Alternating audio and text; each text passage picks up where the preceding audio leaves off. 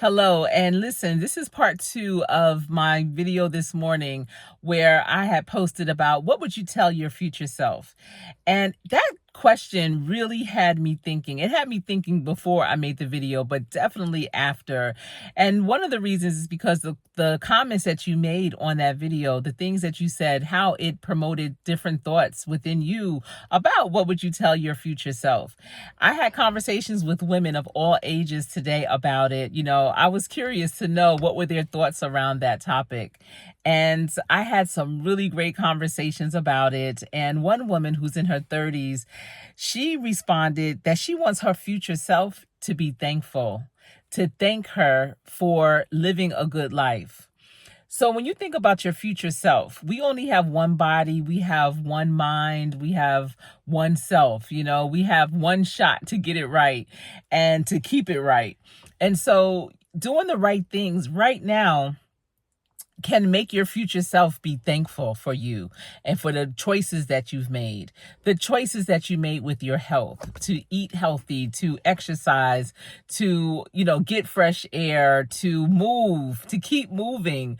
When we think about exercise, we think about getting stronger and, endurance and all this, lose weight.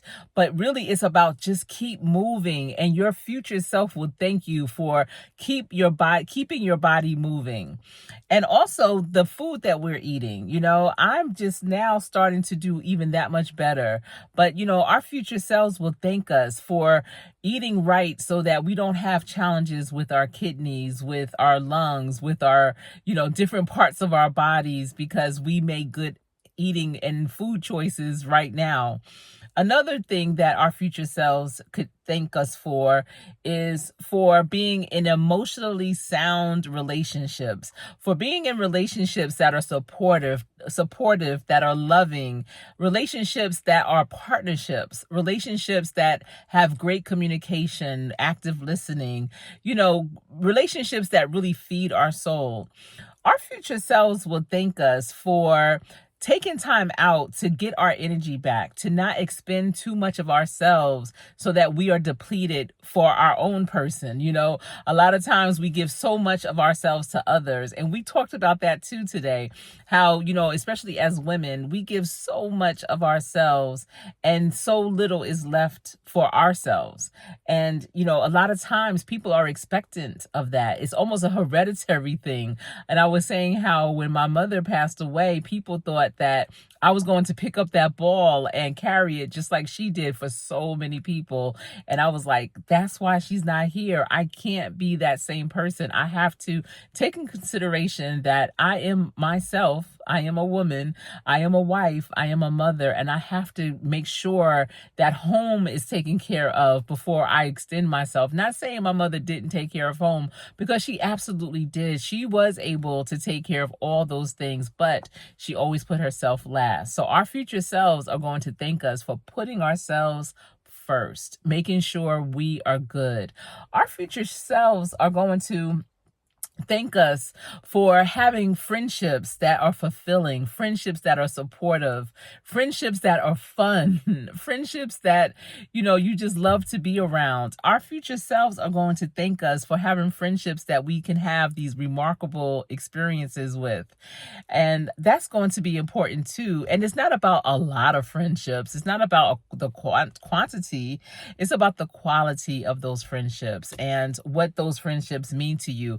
And friendships are seasonal in many cases where, wherever you are, whatever stage of life you're in, to be able to pick up and really find that special ingredient in someone to make what you're doing that much more special in that moment. Now, the next moment, that ingredient may not be what you need, but right now that person is in your life and they will be forevermore, just maybe not on a constant basis. But your future self will thank you for even giving other people an opportunity to get to know you. So that will expand your circle. And your future self will thank you for being careful with your emotions, being careful with your heart, being careful with your life, and loving God. Your future self will thank you for loving God. Thank you. Thank you for loving God all throughout. Thank you for loving God enough to know that you deserve the best, and for always reaching and striving for the best. A lot of people in the comments from that first video was saying how, you know, your future self, what would your future self say to you is, trust the process and things like that. But you want to be more specific.